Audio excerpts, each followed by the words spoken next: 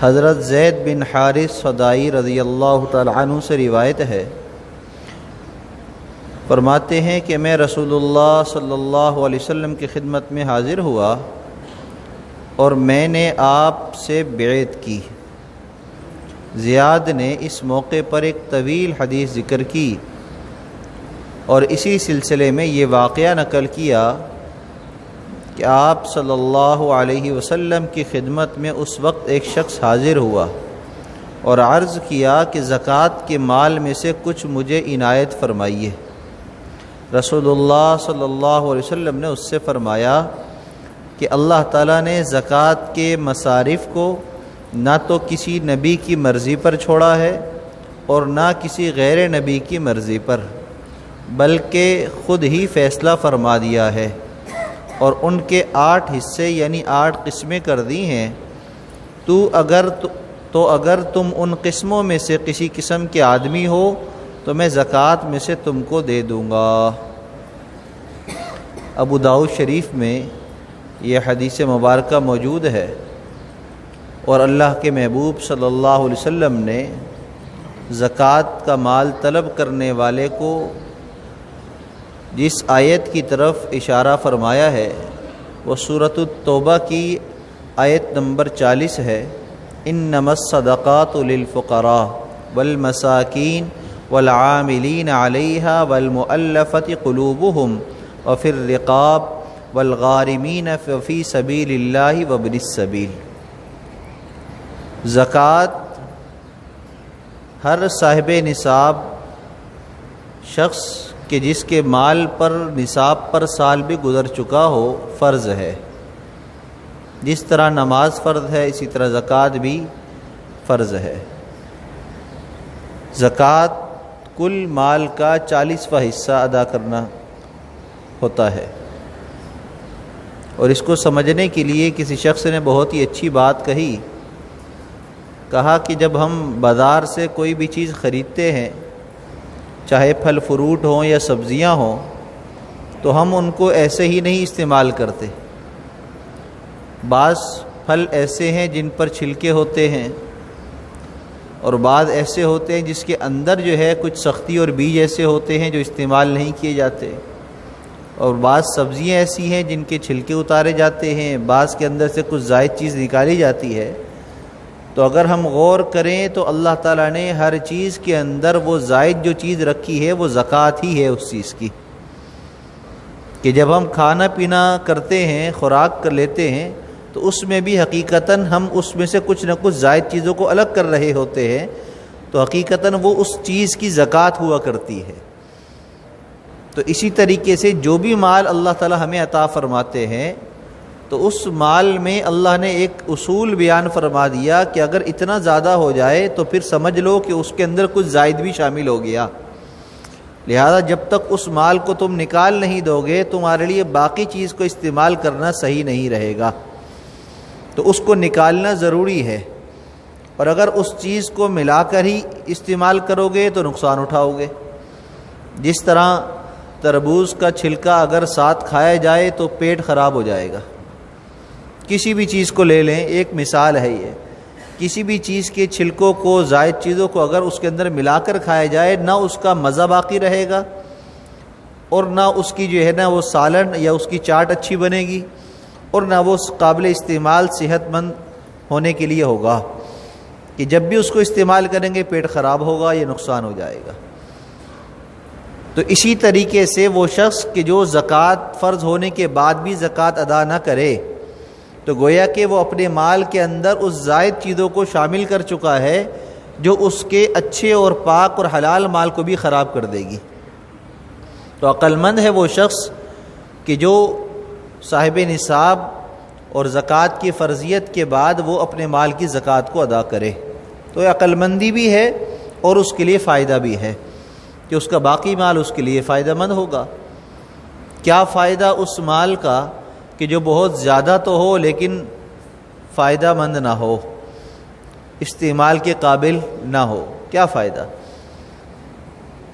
ایک ہمارے دوست تھے، کسی مسئلے پر گفتگو ہو رہی تھی تو اس پہ انہوں نے یہ بات میرے سامنے کی تو مجھے بڑی اچھی لگی کہ فلاں کے پاس اتنا مال ہو گیا، اتنا مال ہو گیا، اور اس نے جو راستہ اور طریقہ اختیار کیا وہ درست نہیں تھا، تو اتنا مال ہونے کا کیا فائدہ کہ جو اس کے لیے قابل استعمال ہی نہیں ہے۔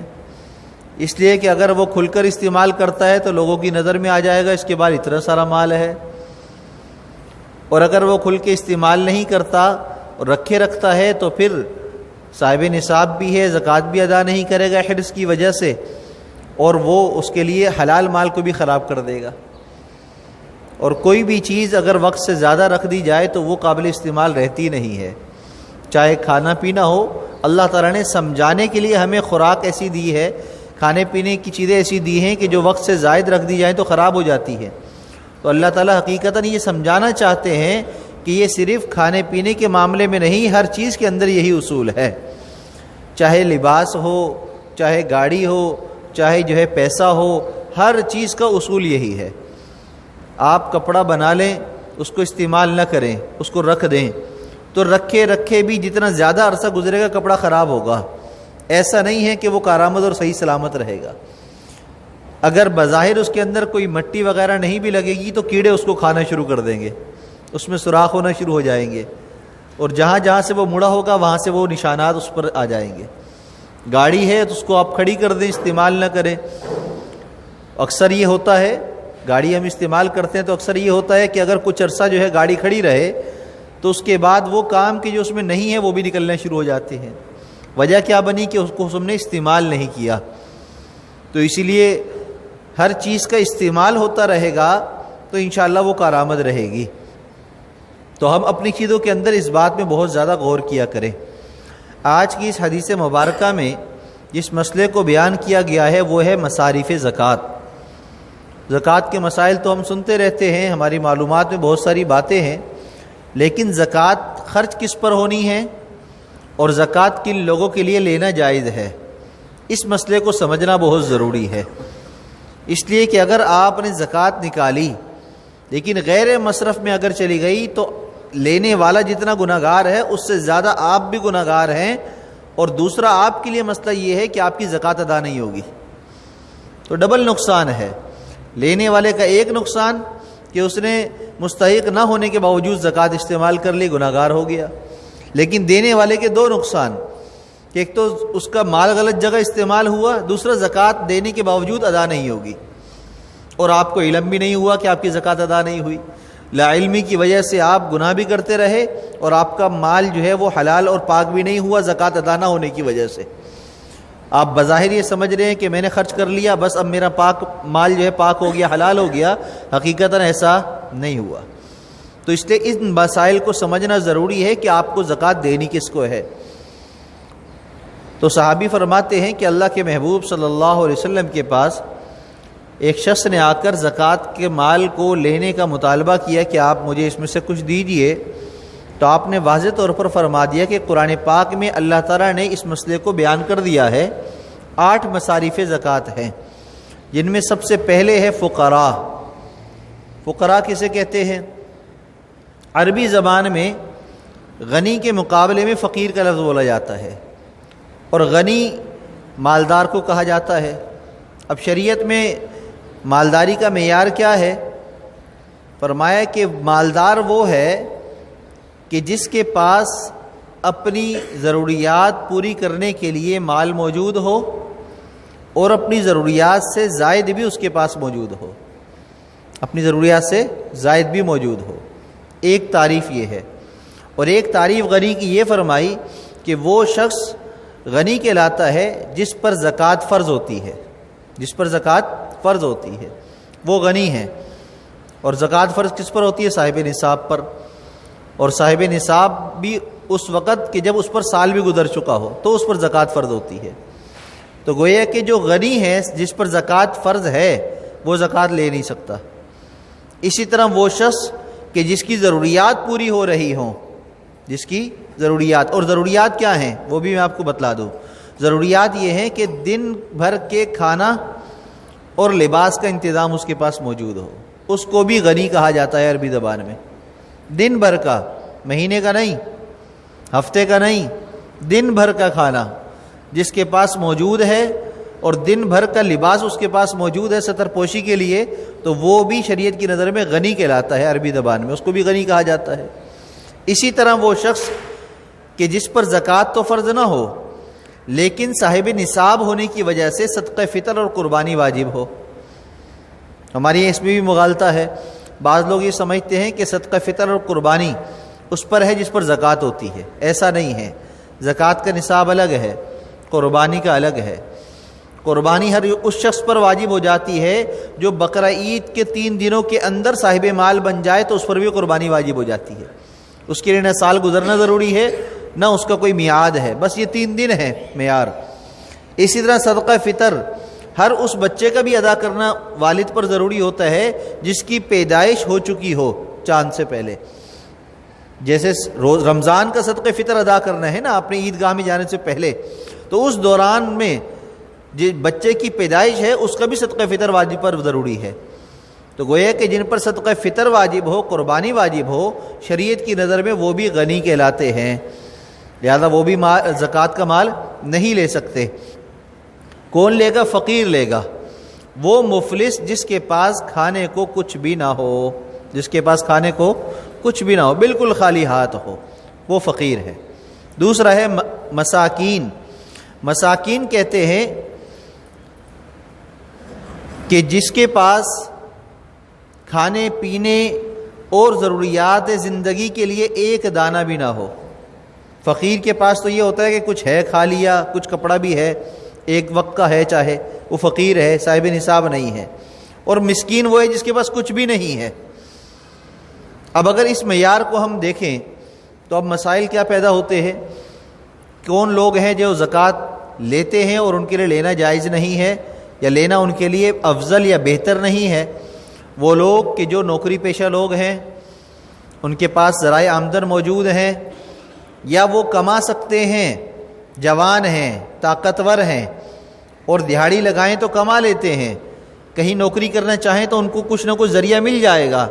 ہاں ان کا معیار بہت بلند ہے، وہ کہتے ہیں کہ ہمیں 30-50 ہزار والی نوکری چاہیے، 10-20 والی نہیں چاہیے، تو وہ پھر فقیر نہیں ہے، وہ پھر مستحق نہیں ہے، اس لیے کہ اس نے اپنا معیار جس مال کو بنایا ہے اس مال کی وجہ سے تو وہ صاحب نصاب بن جائے گا، وہ تو غنی بن جائے گا، تو وہ زکوٰۃ کا مستحق نہیں ہوتا ایسا شخص۔ اب ہمارے ہاں غلط فہمی کیا ہو جاتی ہے، بہت سارے ایسے لوگ کہ یہ نوکری پیشہ بھی ہوتے ہیں، ان کی آمدن بھی ہوتی ہے، اور پھر کہتے ہیں کہ ہمارے بچوں کے اخراجات پورے نہیں ہو رہے، اسکول کی فیسوں کا معاملہ ہے یا اور مسائل ہیں جس کی وجہ سے ہم زکوٰۃ لے لیتے ہیں، اور زکوٰۃ بہت سارے لوگ لیتے ہیں اس زمانے میں، مسائل سامنے آتے ہیں۔ تو ہر وہ شخص اس بات کو سوچے کہ ایک مرتبہ ایسا ہوا کہ اللہ کے محبوب صلی اللہ علیہ وسلم کے پاس زکوٰۃ کا مال جمع ہوا تھا، آپ بیٹھے ہوئے تھے، اس کو دیکھ رہے تھے، اتنے میں 2 نوجوان آئے اور ان 2 نوجوانوں نے اپنا واقعہ ایک صحابی کو دوسرے واقعہ سنایا بھی، کہا کہ ہم گئے اور ہم نے آپ سے فرمایا کہ اس میں سے ہمیں بھی دیجیے، تو آپ نے کہا کہ اچھا، آپ نے کہا کہ یہ تو مستحقین کا مال ہے، یہ تو مستحقین کا مال ہے، اور پھر آپ نے یوں اوپر سر سے لے کر پاؤں تک ہمیں دیکھا، اور پھر آپ نے فرمایا کہ جو شخص صحت مند ہو، تندرست ہو اور وہ کما سکتا ہو تو اس کے لیے بہتر یہ ہے کہ وہ زکوٰۃ کا مال نہ لے، ہاں اگر تم پھر بھی مطالبہ کرتے ہو تو میں تمہیں دینے کے لیے تیار ہوں۔ حالانکہ ان کے پاس کچھ بھی نہیں تھا، کوئی مال پیسہ نہیں تھا، زکوٰۃ کا مال لینے آئے تھے۔ آپ نے کیا فرمایا کہ جو شخص نوجوان ہو، صحت مند ہو، کما سکتا ہو تو اس کے لیے اس کو چاہیے کہ وہ زکوٰۃ کا مال نہ لے، یہ تو مستحقین کا ہے۔ تو گویا کہ آپ نے ایسے لوگوں کو بھی مستحق نہیں سمجھا، جب ہی ان کو ترغیب دی کہ تم کماؤ، کام کرو جا کر، کیوں یہ ہے زکوٰۃ کے مال پر تم گزارا کرنا چاہتے ہو، کیوں تم یہ مال لینا چاہتے ہو؟ تو اگر ہم اس بات کو سامنے رکھ کر یہ سوچیں کہ بچوں کی اسکول کی فیسیں ہیں یا ضروریات نہیں، خواہشات، ہم جن کو ضروریات کا نام دیتے ہیں وہ ضروریات نہیں ہیں، خواہشات ہیں، ان خواہشات کو پورا کرنے کے لیے اگر ہم زکوٰۃ کے مال کو لیتے ہیں تو ہمارے لیے کیسے جائز ہو سکتا ہے؟ ہمیں ایسے مالوں سے اپنے آپ کو بچانا چاہیے، اور زکوٰۃ دینے والوں کے لیے بھی ضروری ہے وہ ایسے لوگوں کو زکوٰۃ کا مال دینے سے اپنے آپ کو بچائیں۔ ورنہ آپ کا زکوٰۃ کا مال ضائع ہو جائے گا۔ اسی طرح ماسیاں جو گھروں میں کام کرتی ہیں، عام طور پر لوگ ان کو زکوٰۃ کا مال دے دیتے ہیں اور کہتے ہیں کہ گھروں میں مجبوری میں کام کر رہی ہیں، مستحق ہیں جبھی تو کر رہی ہیں۔ بھائی وہ مجبوری میں کام کر رہی ہیں اور اس کا معاوضہ لے رہی ہیں اور ان کا گزر بسر چل رہا ہے، لہذا ایسے لوگوں کو پھر زکوٰۃ کا مال دے کر آپ ان کو ان کے کام کے اندر بھی غفلت برتنے کی ترغیب دے رہے ہیں کہ تم کام کم کرو، تمہیں زکوٰۃ مل جائے گی، آرام سے گزارا کرتے رہو۔ حالانکہ حکم یہ ہے کہ اگر کوئی زکوٰۃ لینے بھی آئے اور وہ کام کرنے کے قابل ہو اور آپ کے پاس کام موجود ہو تو اس کو زکوٰۃ دینے کے بجائے کام دے دیں، اس سے کام کرا لیں، اس کا معاوضہ اس کو دے دیں۔ ہم جان چھڑانے کے لیے اس کو زکوٰۃ کا مال دے دیتے ہیں اور کہتے ہیں ہماری زکوٰۃ ادا ہو گئی، تو اس طرح زکوٰۃ ادا نہیں ہوتی۔ تو ایسی ماسیاں، اور عام طور پر یہ بات سامنے آئی ہے کئی لوگوں کی طرف سے کہ جو گھروں میں کام کرنے والی ماسیاں ہیں ان میں کئی ایسی بھی ہوتی ہیں جو مالدار بھی ہوتی ہیں، انگوٹھیاں ان کے پاس سونے کی موجود ہیں، چینیں موجود ہیں اور ایسی زیورات موجود ہوتے ہیں۔ ایک ہمارے دوست ہیں وہ بتانے لگے کہ ہمارے گھر میں جو ماسی کام کرتی ہے، ایک دفعہ باتوں باتوں میں گھر والوں نے ان سے پوچھا بیٹی کی شادی ہوئی ہے، کیا ہوا، کیسے کی؟ اب جب بہت زیادہ گفتگو کرو، بات چیت کرو تو بعض دفعہ اندر کی بات ہی بتا دیتے ہیں، انسان کی فطرت ہے۔ تو بہت پرانی ہے، بات چیت کرتی رہتی ہے، تو اس نے بتا دیا کہ باجی بس حالات اس دفعہ صحیح نہیں تھے اور اتنے زیادہ جو ہے وہ نہیں ہم کر سکے، بس یہ کہ 4 تولہ سونا دیا ہے بیٹی کو۔ کتنا دیا ہے؟ 4 تولہ دیا ہے۔ تو 4 تولہ سونا بیٹی کو شادی میں دینے والی جو ماسی ہے، تو ہماری نظر میں کیا وہ مستحق ہوئی؟ نہیں ہوئی۔ اب یہ بات کوئی بتاتا نہیں ہے، تو اسی وجہ سے شریعت نے کیا کہا؟ ظاہر کو دیکھ کر اندازہ لگا لو، جیسے اللہ کے محبوب صلی اللہ علیہ وسلم نے عمل کیا۔ یہ ہے اصل سنت طریقہ کہ ظاہر کو دیکھ لو، ایک بندے کا لباس، کھانا پینا اچھا ہے، نظر آ رہا ہے اس کے حلیے سے، تو پھر زکوٰۃ سے اعتراض کرو، اس کو زکوٰۃ نہ دو۔ بہت زیادہ اگر وہ اصرار کرے تو صدقہ وغیرہ یا اور غیر زکوٰۃ سے اس کو دے دو، تاکہ اس کا مطالبہ بھی پورا ہو جائے اور تھوڑا بہت اس کو دے دو اور آپ کی جان بھی چھوٹ جائے۔ لیکن زکوٰۃ کے معاملے میں احتیاط برتیں کہ زکوٰۃ ہر ایک کو اس طرح ہم نہ دے دیں۔ تو یہ 100% بات نہیں ہے، لیکن ماسیوں میں اس طرح کی ماسیاں موجود ہیں جو صاحب مال بھی ہوتی ہیں اور جن کے پاس جمع شدہ بھی ہوتا ہے، بیسیاں بھی ان کی چل رہی ہوتی ہیں، لیکن گھروں میں کام کرنے کا ان کا ایک رواج چل رہا ہے تو اس لیے وہ کر رہی ہوتی ہے۔ جیسے آپ خانہ بدوش لوگوں کو کاروبار بھی کھڑا کر کے دے دو تو وہ اس کو سارا کو بیچ کر پھر جھوپڑی میں جا کر بیٹھ جائے گا، کیونکہ اس کا کام یہی ہے، ان کا طرز زندگی یہی ہے، وہ اس سے ہٹ کر زندگی گزار ہی نہیں سکتے ہیں۔ لہذا یہ سمجھنا کہ یہ مستحق ہیں اپنے ظاہری اس حلیے کی وجہ سے، تو ایسا نہیں ہے۔ ان کے اخراجات، ان کے معاملات دیکھے جائیں تو وہ ہم سے زیادہ اچھے بعض دفعہ حالات کے اندر گزر رہے ہوتے ہیں۔ اسی طریقے سے پیشہ ور گداگر، بھیکاری مانگنے والے جو دروازوں پر چکر لگاتے ہیں، حدیث مبارکہ میں ان کو بھی مستحق نہیں کہا گیا۔ اللہ کے محبوب صلی اللہ علیہ وسلم نے فرمایا لیس المسکین الذی یطوف علی الناس تردہ اللقمہ واللقمتان والتمرۃ والتمرتان۔ فرمایا کہ مسکین وہ نہیں ہے جو گھروں پر چکر لگاتے ہیں اور 1-2 لقمے یا 1-2 ان کو کھجور دے دی جائے، 1 روپے 10 روپے دے دی جائیں تو اگلے گھر چلے جائیں۔ فرمایا وہ مستحق نہیں ہے۔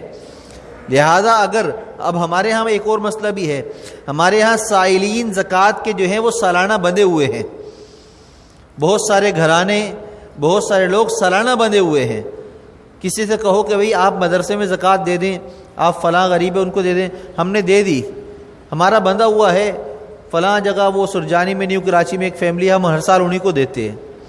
بھئی زکوٰۃ کے لیے باندھنا ضروری نہیں ہوتا اور نہ کوئی بن سکتا ہے، اس لیے کہ موسم کے اعتبار سے حالات ہر ایک کے بدل جاتے ہیں، ہر وقت ہر ایک مستحق نہیں رہتا ہے۔ تو یہ باندھنے کا جو طریقہ ہمارے ہاں رواج پڑ چکا ہے، یہ بھی ایک یوں کہہ لیں کہ بدعت بن گئی ہے زکوٰۃ کے معاملے میں، کہ ہمارے زکوٰۃ کے مستحقین بنے ہوئے ہیں، ہم نے انہی کو دینا ہے۔ کون ہے؟ بیوہ ہے، وہ یتیم ہے، فلاں گرانے ہیں، فلاں غریب ہیں۔ بھئی اگر وہ 1 سال زکوٰۃ لیتے وقت غریب تھا، مستحق تھا، تو ضروری ہے کہ آئندہ سال بھی وہ مستحق رہے گا، اس بات کو ہم نے طے کر لیا۔ یا پھر زکوٰۃ لینے والے نے یہ طے کر لیا کہ مجھے اب کوئی کام نہیں کرنا، بس زکوٰۃ 1 سال جمع کرنی ہے، پھر پورا سال اسی پہ گزارا کرنا ہے، پھر آئندہ سال پھر زکوٰۃ جمع کرنی ہے، تو یہ بھی تو پھر اسی حدیث کے زمرے میں آ گئے۔ یطوف جو چکر لگا رہے ہیں دروازے پر، ہر سال آ رہے ہیں، گھر پر چکر لگانے والا چاہے روزانہ آنے والا ہو، چاہے ہفتے میں آنے والا ہو، یا مہینے میں آنے والا ہو، یا سال میں آنے والا ہو، وہ سب مراد ہو سکتے ہیں اس کے اندر. گویا کہ ہر سال ان کا چکر ہے، طے شدہ ہے کہ فلاں فلاں سیٹھ صاحب کے پاس جانا ہے، انہوں نے زکوٰۃ دینی ہے، اور اسی طرح ہمارے یہاں بڑھتی ہے زکوٰۃ.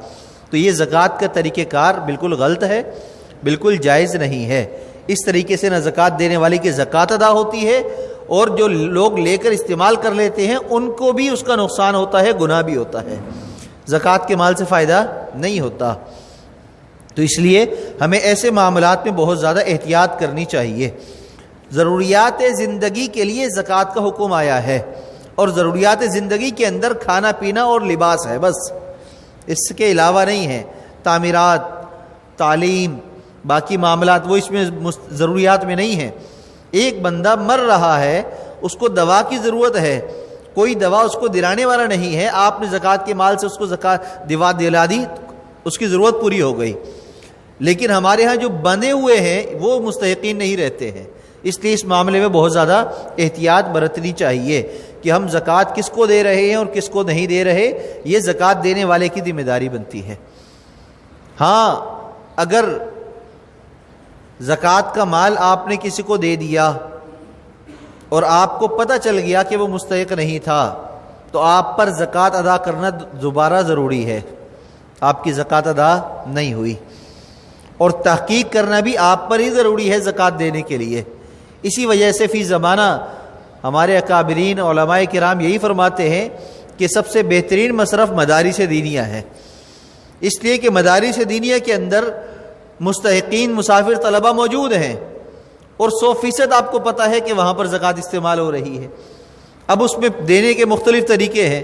آپ چاہے وہاں پر آٹا پہنچوائیں، ان کی جو کھانے پینے کی ضروریات ہیں وہ آپ پوری کروائیں، یا جو ہے جو مستحق طلبہ وہاں پر موجود ہیں ان کے معلومات لیں، ان کے کپڑے لباس بنوا دیں ان کو، یا جو ہے آپ رقم دے دیں ان کی اور ضروریات کے مدارس کے اندر اخراجات کے اندر جو ضروریات میں استعمال ہوتی ہے کھانے پینے میں، اس کے لیے آپ رقم جمع کرا دیں. لیکن آپ تاکید کر دیں کہ یہ زکوٰۃ کا مال ہے، تاکہ مدارس کے اندر خرچ کرنے والے جو مسئولین ہوتے ہیں وہ اس کو زکوٰۃ کے مصرف میں ہی لکھیں اور اسی کے ساتھ اس کو خرچ کریں. مدارس میں چونکہ ہمارا تعلق رہا ہے تو مدرسوں میں یہ ہوتا ہے کہ مد لکھی جاتی ہے، اور جو مد لکھی جاتی ہے اسی مد کا مال الگ ہوتا ہے، اس کو صرف کھانے پینے اور ایسے کاموں میں استعمال کیا جاتا ہے. ایسا نہیں ہے کہ بالکل ملا دیا اور ہر جگہ استعمال ہو رہا ہے، ایسا نہیں ہوتا. تنخواہوں کے معاملے میں، باقی معاملات میں بڑی احتیاط برتی جاتی ہے. تو اس لیے ہم بالکل بے فکر ہو جائیں اس معاملے کے اندر. ہم اپنے اکابرین علماء پر اعتماد کریں، اور اعتماد کرتے ہوئے سب سے بہترین طریقہ یہی ہوتا ہے کہ انسان اپنے سے بہتر پر اعتماد کرتا ہے. یعنی کہ میں اپنے اوپر اعتماد کروں، اس سے بہتر ہے جو میرے بڑے ہیں میں ان پر اعتماد کروں، وہ زیادہ میرے لیے کارآمد اور فائدہ مند ہے. آج کے دور کے اندر یہ فتنہ بہت زیادہ ہے کہ بھئی آپ پر لازم ہے تحقیق کرنا، بالکل آپ پر لازم ہے، لیکن یہ اس وقت ہے جب آپ مستحقین میں تقسیم کرنا چاہتے ہیں یا آپ کسی کو بھی وکیل بنانا چاہتے ہیں تو آپ تحقیق کر لیں کہ آپ جس کو دے رہے ہیں وہ مستحق ہے کہ نہیں. لیکن جب علماء کو دے رہے ہیں تو پھر آپ کا اعتماد کافی ہے. اللہ کے محبوب صلی اللہ علیہ وسلم کا طریقہ یہی تھا. صحابہ کرام رضوان اللہ علیہ مجمعین جب بھی صدقہ خیرات کوئی بھی مال اللہ کے راستے میں خرچ کرنا چاہتے تھے تو وہ آپ کی خدمت میں لا کر پیش کر دیتے اور اس کی وضاحت فرما دیتے کہ یا رسول اللہ صلی اللہ علیہ وسلم یہ صدقے کا ہے، یہ زکوٰۃ کا ہے، یہ آپ کے لیے ہدیہ ہے. آپ وضاحت فرما دیتے. یا بعض صحابہ کرام کی عادت مبارکہ یہ تھی، وہ مستقل اپنی آمدنی میں سے خرچ کرتے تھے اور وہ آ کر یوں کہتے کہ یا رسول اللہ صلی اللہ علیہ وسلم یہ آپ ہیں اس کے مالک، جہاں دل چاہے آپ کا خرچ کر لیں. تو یہ اس وقت ہے کہ جب وہ زکوٰۃ کا مال نہ ہو. لیکن ہمارے ہاں ایک چیز اور بھی ہے، اس نیت سے خرچ کرنا کہ آپ جہاں مرضی آپ کا خرچ کر دیں، اس مال کو ہم صدقہ نہیں سمجھتے. صدقہ ہر وہ مال کہلاتا ہے جو آپ اللہ کے راستے میں خرچ کر رہے ہیں، وہ ہر مال صدقہ ہی ہے. عربی زبان میں اس کو صدقہ ہی کہا جاتا ہے. ہمارے ہاں اردو کے اندر صدقہ لوگ سمجھتے ہیں کہ جو خیرات ہے، ایسا نہیں ہے. صدقے کا لفظ عام ہے، قرآن پاک میں زکوٰۃ کے لیے بھی استعمال ہوا ہے، لیکن جب آپ زکوٰۃ کی تاکید کریں گے تو زکوٰۃ کا ہو جائے گا، مستحقین کے دیں گے تو زکوٰۃ کا ہو جائے گا، غیر مستحق کے جائے گا تو پھر زکوٰۃ نہیں رہے گی. تو اس لیے جب ہم صدقہ کرنا، جیسے ترغیب یہ دی جاتی ہے روزانہ اٹھ کر صدقہ کریں، آپ اپنے ہر مال میں سے کوئی بھی آمدن ہو اس میں سے کچھ نہ کچھ صدقہ کر دیں، صدقے سے بلائیں ٹلتی ہیں۔ تو اس صدقے کا مراد یہ نہیں ہوتا کہ سامنے جس کو آپ دے رہے ہیں وہ مستحق ہو، یا جو ہے وہ جو ہے زکوٰۃ کے مصارف میں سے ہو، یا جو ہے وہ کوئی ہمارا دوست نہ ہو، کوئی عالم، ایسا نہیں ہے۔ آپ اس نیت سے خرچ کریں کہ بس یہ اللہ کے راستے میں خرچ کر رہا ہوں، یہ سب صدقات کہلاتے ہیں، سب اللہ کے راستے کے مصارف ہیں۔ یہ اس میں آپ کو صدقے کا ثواب بھی مل جائے گا، اور اللہ کے نبی کریم صلی اللہ علیہ وسلم کے جو سنت ہے، جو صحابہ کی سنت ہے، اس پر عمل کرنے کی برکت سے آپ کو اس کا بھی ثواب مل جائے گا۔ تو یہ طریقہ کار بھی ہے خرچ کرنے کا کہ زکوٰۃ کے مصارف کی تشریح ہو، وضاحت ہو، اس کے علاوہ جو بھی ہو وہ اللہ کی رضا کے لیے ہو۔ لیکن مساجد ہیں یا ایسی جگہ ہیں یا ہمارے بڑے ہوتے ہیں یا علماء ہوتے ہیں، ایسے لوگوں پر جو مال خرچ کرنا چاہیں اس کے اندر نہ زکوٰۃ کی نیت کریں نہ صدقات کی نیت کریں، وہ ہدیے کی نیت کریں۔ کس کی نیت کریں؟ ہدیہ، تحفہ۔ اس لیے کہ اللہ کے گھر کے اندر ہدیہ اور صدقہ، اس کا ہدیہ اور تحفے کے علاوہ کوئی اور مال لگانا جائز نہیں ہے۔ اور ہمارے جو بڑے ہیں، چاہے خاندان کے بڑے ہوں، رشتہ دار ہوں، یا ہمارے علماء ہوں یا اہل اللہ ہوں، وہ ہمارے علمی اعتبار سے ہمارے بڑے ہیں، نسبی اعتبار سے ہمارے بڑے ہیں، اور بڑوں کو صدقہ کی نیت سے دینا یہ ان کی بے ادبی اور بے حرمتی ہے۔ لہذا وہاں پر بھی ہدیے کی نیت سے دیا جائے۔ اور ہدیے کا فائدہ کیا ہوتا ہے؟ ہدیے کا فائدہ یہ ہوتا ہے کہ جب اور حدیث مبارکہ ہے، اللہ کے محبوب صلی اللہ علیہ وسلم نے فرمایا، اس کا مفہوم ہے جب کسی کو ہدیہ دو تو اس کو بتا کر دو کہ یہ ہدیہ ہے۔ کیوں؟ فرمایا کہ ہدیہ دینے سے محبت بڑھتی ہے۔ کیا بڑھتی ہے؟ محبت بڑھتی ہے۔ کہ جب آپ کسی کو ہدیہ دیتے ہیں اور آپ اس کو کہتے ہیں کہ یہ ہدیہ ہے، یہ گفٹ ہے، یہ تحفہ ہے، تو اس کے دل کے اندر آپ کا احترام آتا ہے کہ کتنا اچھا بندہ ہے جو مجھ سے محبت کرتا ہے، مجھے ہدیہ دے رہا ہے، مجھے تحفہ دے رہا ہے۔ اور جب آپس میں محبت بڑھے گی تو خود بخود دعاؤں میں شامل ہو جائیں گے، خود بخود دعاؤں میں شامل ہو جائیں گے۔ جیسے آج کل ہمارے یہاں دعائیں کرانے کا رواج ہے، تو ہدیہ تحفہ دعائیں لینے کا رواج ہے کہ آپ دعائیں کرانے کے بجائے دعائیں لیں۔ اور دعائیں لینا کیا ہے؟ ہدیہ تحفہ دینا۔ کہ آپ کسی کو ہدیہ تحفہ دیں گی، وہ دل سے آپ کو دعا دے گا، وہ مستحق ہو نہ ہو، محبت بھی بڑھے گی، اس کی ضرورت بھی پوری ہو جائے گی، اور آپس کی محبت بھی بڑھ جائے گی۔ اور یہی دین اسلام کی تعلیم ہے، اور یہی صحابہ کرام رضوان اللہ علیہم اجمعین کی سنت ہے۔ ہر قسم کا مال کھا لینا، ہر قسم کا مال لے لینا، ان لوگوں کے لیے ایک واقعہ میں بیان کر دوں کہ جو زکوٰۃ بھی لے لیتے ہیں، ہر جگہ کھانا بھی کھا لیتے ہیں۔ ایک مرتبہ زید بن اسلم رحمۃ اللہ علیہ حضرت امیر المومنین عمر فاروق رضی اللہ عنہ کے خادم تھے، آپ کے ساتھ رہا کرتے تھے، ہمیشہ آپ کے ساتھ رہا کرتے تھے۔ وہ فرماتے ہیں ایک مرتبہ ایک شخص نے آپ کو دودھ پیش کیا، آپ نے دودھ پیا، بڑا لذیذ، آپ نے بڑے خوش ہوئے پی کر، اور آپ نے کہا کہ بہت مزیدار ہے، کہاں سے لائے ہو یہ دودھ کہاں سے لائے ہو، کہاں کا ہے یہ دودھ؟ تو وہ شخص کہنے لگا کہ میں ایک جگہ پانی کی جگہ پر گیا تھا، کنویں پر پانی بھرنے کے لیے، پانی لینے کے لیے گیا، تو وہاں قریب ہی میں نے دیکھا کہ زکوٰۃ کے اونٹ ہیں، زکوٰۃ کے اونٹ اور اونٹنیاں وہاں پر ہیں، چرواہا ان کو چرا رہا ہے۔ تو میں نے دیکھا کہ ان کے تھنوں میں دودھ بھرا ہے، تو میں نے اونٹنیوں کا دودھ نکال لیا، وہ کچھ جو ہے میں نے اپنے استعمال میں بھی رکھ لیا، اور کچھ جو ہے میں نے پی لیا۔ تو یہ وہیں سے میں لایا تھا۔ اس نے کیا کہا؟ زکوٰۃ کے، کیونکہ اس زمانے کے اندر مال کیا ہوتا تھا؟ بکریاں، اونٹ، تو زکوٰۃ دیتے ہوئے وہ بکریاں دے دیتے تھے، یہ زکوٰۃ کی بکری ہے، زکوٰۃ کے مصرف استعمال لے لیں، یہ اونٹ لے لیں، تو اونٹ جمع ہو جاتے تھے، وہ زکوٰۃ کے ہوتے تھے۔ تو زکوٰۃ کی جو اونٹنی تھی اس کا دودھ نکالا ہوا تھا۔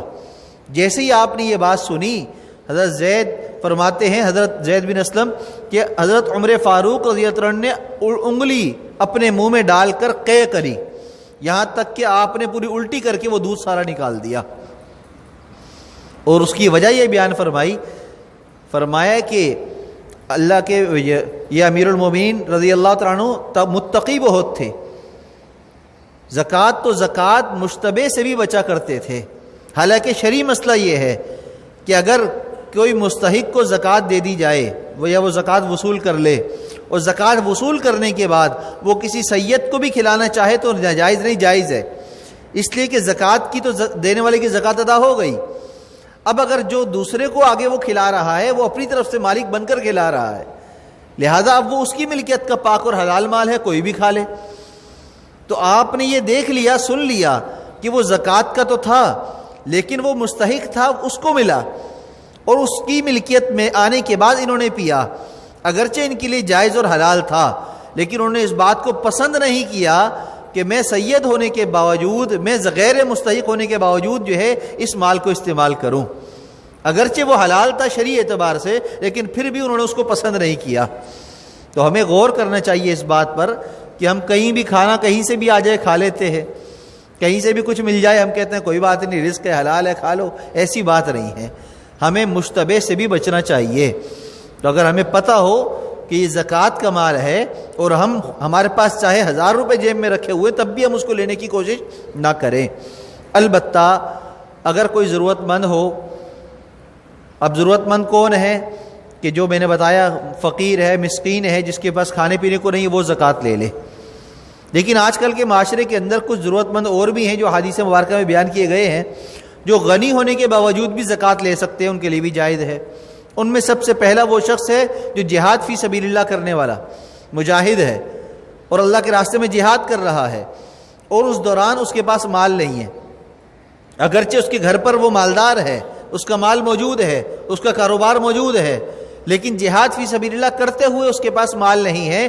اگر وہ زکوٰۃ کے مال کو استعمال کر رہا ہے کھانے پینے میں، اپنی ضروریات میں، تو اس کے لیے جائز ہے، زکوٰۃ ادا ہو جاتی ہے، اس کے لیے لینا بھی جائز ہے۔ اسی طریقے سے وہ مقروض، وہ تاوان والا شخص کہ جس پر کوئی جرمانہ آ جائے یا قرضہ ایسا آ جائے کہ اگر وہ ادا کرنا چاہے تو ادا کرنے کی طاقت نہ رکھتا ہو، 1 لاکھ روپے آمدن ہے لیکن قرض ہے 10 لاکھ روپے، کتنا ہے؟ 10 لاکھ روپے۔ اب 1 لاکھ روپے اس کے گھر کے اخراجات، بجلی کے بل، گیس کے بل، ان ضروریات میں خرچ ہو جاتے ہیں، بچتا کچھ نہیں ہے۔ دیکھیے ضروریات کا لفظ ہمیشہ یاد رکھیے گا، خواہشات الگ چیز ہے، ضروریات الگ چیز ہے۔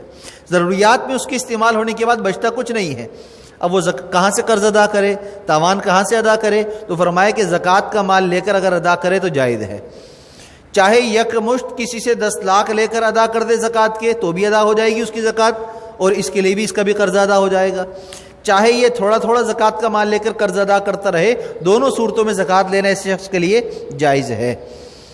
تو اگر کوئی ایسا مقروض ہو اور وہ زکوٰۃ کا مطالبہ کرے، اور وہ اس لیے کرے کہ اس پر قرض ہو، کوئی تاوان ہو، وہ بھر نہیں سکتا ہو، بجلی کا بل چڑھ گیا ادا نہیں کر پا رہا ہے، یا اور کوئی اس طرح کے مالی معاملات ہیں اس کے ذمے آ گئے ہیں، ادا کرنا ضروری ہے۔ ہاسپٹل میں اس کے کوئی عزیز رشتہ دار جو ہے وہ ایڈمٹ ہوا، جس کا ذمہ اس کفالت کا اس کے ذمے ہے، اولاد ہے، ماں باپ ہیں، جو بھی ہیں، لیکن بل کتنا بن گیا؟ 8 لاکھ بن گیا۔ اب 8 لاکھ بل ادا نہیں کر سکتے۔ آج کل تو ہاسپٹل اگر کوئی ایڈمٹ ہو جائے، غلطی سے اس کو کوئی بیماری لگ جائے، تو چھوٹے چھوٹے ہاسپٹل کے اندر بھی 20-25 ہزار 50 ہزار یوں ہی خرچہ بن جاتا ہے، دواؤں کا الگ، ہاسپٹل کا الگ۔ سمجھ نہیں آتا کہ یہ ویلفیئر کیسے بنی ہوئی ہیں، یہ ہاسپٹل والے اتنا مال لے کر اس کا کیا، ان کی کیا مصارف ہوتے ہیں، کہاں استعمال کرنا ہوتا ہے، سمجھ میں نہیں آتی یہ بات۔ مہنگائی ہے اپنی جگہ صحیح ہے، لیکن مہنگائی کے اعتبار سے جو ہمارے ہاں معاملہ اخراجات ہمارے بنے ہوئے ہیں یہ بہت زیادہ ہیں، اتنے نہیں ہوا کرتے۔ اگر پوری ضروریات بھی دیکھی جائیں، ڈاکٹر کو بھی دینا ہے، ہاسپٹل کا خرچہ بھی دیکھنا ہے، اس کے باوجود بھی اتنے زیادہ جو بل بنے ہوتے ہیں یہ اس کے اعتبار سے نہیں ہوتے۔ تو جو ڈاکٹر حضرات ہیں جو ان پیشوں سے منسلک ہیں، ان کو بھی اس بارے میں غور کرنا چاہیے کہ ہم کیا کر رہے ہیں اور ہمیں کیا کرنا چاہیے۔ ہم لوگوں کے لیے آسانیاں پیدا کریں گے تو اللہ ہمارے لیے آسانیاں پیدا کریں گے، ہم لوگوں کے لیے مشکلات پیدا کریں گے تو اللہ ہمارے لیے اور مشکلات پیدا کر دیں گے۔ پہلے زمانوں کے اندر یہ آسانیاں ہم ایک دوسرے کے لیے کیا کرتے تھے تو اللہ کی طرف سے معاملات بھی ہمارے لیے آسانیوں والے ہوا کرتے تھے۔ اب ہم نے مشکلات بنا لی ہیں اور مہنگائی کو بہانہ بنا لیا، تو یہ مہنگائی بھی تو اسی وجہ سے ہوئی ہے کہ ہم نے اپنے اخراجات بڑھا لیے ہیں بلا وجہ کے، اپنی خواہشات ہم نے بڑھا لی ہیں بلا وجہ کی، تو اس کی وجہ سے مسائل بھی پیدا ہو گئے ہیں۔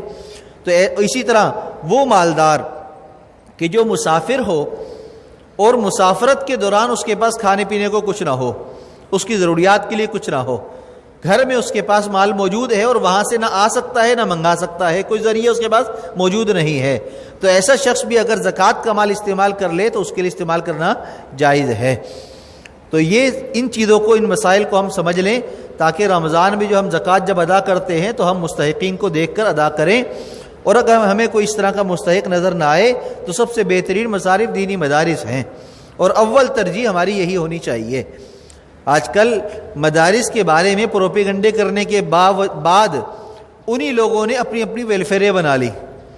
اداکاراؤں کو دیکھ لیں, بڑے بڑے سیکولر لوگوں کو دیکھ لیں, بڑے بڑے ایسے نامور لوگوں کو دیکھ لیں, ہر ایک نے اپنی ویلفیئر بنائی ہوئی ہے. بھئی ویلفیئر میں کیا ہوتا ہے؟ زکوٰۃ ہی تو لیتے ہیں نا. تو یہی وہی لوگ ہیں جو پہلے مولویوں کو برا کہا کرتے تھے, یہ وہی لوگ ہیں جو پہلے علماء پر انگلیاں اٹھایا کرتے تھے, یہ سارے وہی لوگ ہیں. وہی کام کہ جس کو یہ تنقید کا نشانہ بناتے تھے آج خود اچھے بن کر رہے ہیں, اور ہمارے معاشرے میں ان کو اچھا سمجھا جاتا ہے. اور اگر آپ کو میں حقیقت بتلاؤں, اصل بات کہ ہمیں اپنے خوراک کے معاملے میں بھی بہت زیادہ احتیاط کرنی چاہیے. ہمارے خوراک کے معاملے میں بھی احتیاط کرنی چاہیے. کھانا پینا اپنی ضروریات کے مطابق ہم رکھیں, خواہشات جنت میں جا کر انشاءاللہ پوری کر لیں گے. اور یاد رکھیے کہ اگر آپ دیندار بننا چاہتے ہیں, اپنے خاندان میں, اپنی نسل میں اس وحی کے علم کو باقی رکھنا چاہتے ہیں, تو آپ جب تک ضروریات پر نہیں آئیں گے یہ علم باقی نہیں رہے گا. یہ پکی بات ہے. بڑے بڑے ائمہ کے واقعات ہیں. بس ایک واقعہ, امام بخاری رحمۃ اللہ علیہ جو حافظ الحدیث کہلاتے ہیں, جن کی کتاب اللہ کے ہاں ایسی مقبول ہوئی کہ قرآن کے بعد احادیث کی کتابوں میں سب سے صحیح کتاب جس کو اگر سمجھا جاتا ہے محدثین میں, علماء میں, تو صحیح البخاری ہے. تو یہ مقام اللہ تعالیٰ نے کیسے ان کو عطا فرمایا, کیسے وہ متقی تھے, کتنا زیادہ کھانے پینے میں احتیاط کرتے تھے. ایک شخص نے اس نے پوچھا کہ حضرت آپ کا دن بھر میں کھانا پینا کتنا ہوتا ہے؟ جواب سن کر حیران ہو گیا. فرمانے لگے کہ صرف 7 دانے کھجورے. کتنے؟ 7 دانے کھجورے کھاتا ہوں, اور اس کے بعد میں دین کے کام میں لگ جاتا ہوں, اور دن میرا آسانی سے گزر جاتا ہے. پھر جب مجھے اگلے دن بھوک لگتی ہے تو پھر 7 دانے کھجور کھاتا ہوں, پورا دن علم کے کام میں سارا ایسے ہی گزر جاتا ہے, بھوک ہی نہیں لگتی ہے. 7 دانے کھجور کھاتے تھے, اور کام کیا کر کے گئے ہیں؟ اللہ کے محبوب صلی اللہ علیہ وسلم کی باتوں کو ایسے طریقے سے جمع فرمایا کہ آج ان کی باتوں کو دلیل کے طور پر پیش کیا جائے تو سامنے والا خاموش ہو جاتا ہے کہ امام بخاری رحمۃ اللہ علیہ کی بات ہے, اس کے بعد دوسری کوئی بات نہیں ہے. اور وہ باتیں جمع کرنے والے جو مصنف ہیں امام بخاری ہیں, ان کا کھانے پینے کا معمول دین کے کام کرتے وقت ان کا 7 دانے کھجور ہوا کرتا تھا. اب چاہے یہ چند دن رہا ہو یا کبھی کبھی کا اس طرح واقعہ ہو, لیکن ہمارے لیے یہ کافی ہے کہ ہم سوچیں کہ کبھی ہمارا دن بھی ایسا گزرا ہے کہ ہم نے ابھی چند دانے کھجوروں پر پورا دن گزارا ہو. نہیں, لیکن دعا مانگتے ہوئے تمنا یہ ہوتی ہے اللہ میرے بچے کو بھی حافظ بنا, میری نسل کو بھی عالم بنا, یہ تمنا ہوتی ہے. تو بھئی یہ تمنا ہم کریں, اچھی بات ہے, لیکن ساتھ ساتھ ہم اس بات کو بھی سامنے رکھیں کہ یہ کیا ہو رہا ہے اور کیسے ہو رہا ہے. آخری بات, زکوٰۃ کا مال مدارس میں خرچ کرنے کی وجہ سے مدارس والے پر کوئی تہمت نہیں لگتی یا ان کے پاس کوئی میل کچیل نہیں جمع ہوتا, بلکہ مدارس والوں کو لوگ جو مال زکوٰۃ کا دیتے ہیں یہ تو ان کے لیے پاک اور حلال مال ہے, اور ان کے لیے پاک اور حلال مال کو استعمال کر کر علم کا کام کرنے میں فخر کی بات ہے. اس میں کوئی جو ہے کمی کی بات نہیں ہے, کوئی نقص کی بات نہیں ہے. ہمارے معاشرے کے اندر جس طریقے سے ان باتوں کو پھیلا کر برا بنایا جاتا ہے, ایک مثال سے میں آپ کو بات بتا دوں. غالباً حضرت تھانوی رحمۃ اللہ علیہ کی بات ہے یا کسی ہمارے اکابرین کی یہ بات ہے. ان سے کسی نے یہ سوال کیا کہ حضرت زکوٰۃ کا مال استعمال کیا جاتا ہے مدارس کے اندر, یہ تو مال کا میل کچیل ہوتا ہے, یہ لوگوں کا مال ہوتا ہے, اور ایسا مال استعمال کر کے علم کا کام کیا جاتا ہے, یہ کیا مستحسن بات ہے؟ آپ نے فرمایا ہمارے طبقے میں 2 طرح کے لوگ ہیں زکوٰۃ کا مال, لوگوں کا مال استعمال کرنے والے. ایک وہ لوگ ہیں جو زبردستی وصول کرتے ہیں, اور دوسرا طبقہ وہ ہے جو لوگ ان کو اپنی خوشی سے ان کو دیتے ہیں, لوگ اپنی خوشی سے دیتے ہیں. فرمایا کہ جو لوگ زبردستی وصول کرتے ہیں ان کو معاشرے میں عزت دار سمجھا جاتا ہے, اور ان کو وہ مال استعمال کر کے فخر ہوتا ہے, اور وہ اس کو حلال کا حق کہتے ہیں. اور جن کو لوگ اپنی خوشی سے دیتے ہیں اور ہمارے معاشرے کے اندر ان کو برا سمجھا جاتا ہے. پہلا طبقہ کون ہے؟ جو سرکاری ملازمین ہیں, جو اسمبلی کے ممبران ہیں, جو صدر صاحب ہیں, جو وزیر اعظم صاحب ہیں. یہ سارے وہ لوگ ہیں جو لوگوں کے ٹیکس سے جو ہے ان کو تنخواہیں دی جاتی ہیں, اور ٹیکس لوگوں سے زبردستی لیا جاتا ہے, کوئی بھی اپنی خوشی سے نہیں دیتا. ایسے ہی ہے کہ نہیں؟ اور فرمایا کہ دوسرا طبقہ علماء ہیں, مدارس والے ہیں, اہل دین والے ہیں, جن کو لوگ اگر زکوٰۃ دیتے ہیں تو اپنی خوشی سے دیتے ہیں, اور اپنی برکت اپنے مال کی برکت سمجھ کر دیتے ہیں کہ ان کو دیں گے تو ہمیں فائدہ ہوگا، ہمارے مال میں خیر و برکت ہو جائے گی۔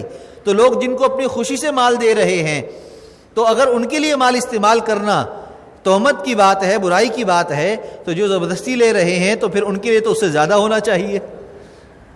تو ہمارے ہاں سرکاری نوکری کے لیے ہم بڑی فکر کرتے ہیں، اور سرکاری نوکری میں سرکار جو تنخواہیں دیتی ہے وہ ہمارے ٹیکس سے دیتی ہے۔ اور مجھے بتا دے کہ کون سا مالدار ہے جو ٹیکس دینے کو پسند کرتا ہے؟ ہاں، غریب پسند کرتا ہے، اس لیے کہ غریب ہی ٹیکس دے رہا ہے۔ ماچس لے رہے ہیں تو بھی ٹیکس دے رہے ہیں، کپڑا لے رہے ہیں تو بھی ٹیکس دے رہے ہیں، سفر کر رہے ہیں تو بھی ٹیکس دے رہے ہیں، کھانا پینا کر رہے ہیں وہ بھی ٹیکس دے رہے ہیں۔ مالدار ٹیکس نہیں دیتا، اس لیے کہ اس نے اپنے نام سے فائلیں بنائی نہیں ہوتی، دوسروں کے ناموں سے فائلیں بناتا ہے ٹیکس بچانے کے لیے، ٹیکس کو چوری کرنے کے لیے دسیوں حربے کرتے ہیں۔ اور اگر حکومت ان کو پکڑ بھی لے کہ آپ نے اتنا ٹیکس ادا نہیں کیا یا آپ نے اتنا مال کرپشن کے ذریعے جمع کیا ہے، تو حکومت نے ہی ان کے لیے آسانی پیدا فرما دی کہ 10% یا 2% ادا کر دو، باقی تمہارا معاف۔ لو بھائی، جو حرام مال انہوں نے جمع کیا، دھوکہ دے کر جمع کیا، وہی معاف ہو جاتا ہے۔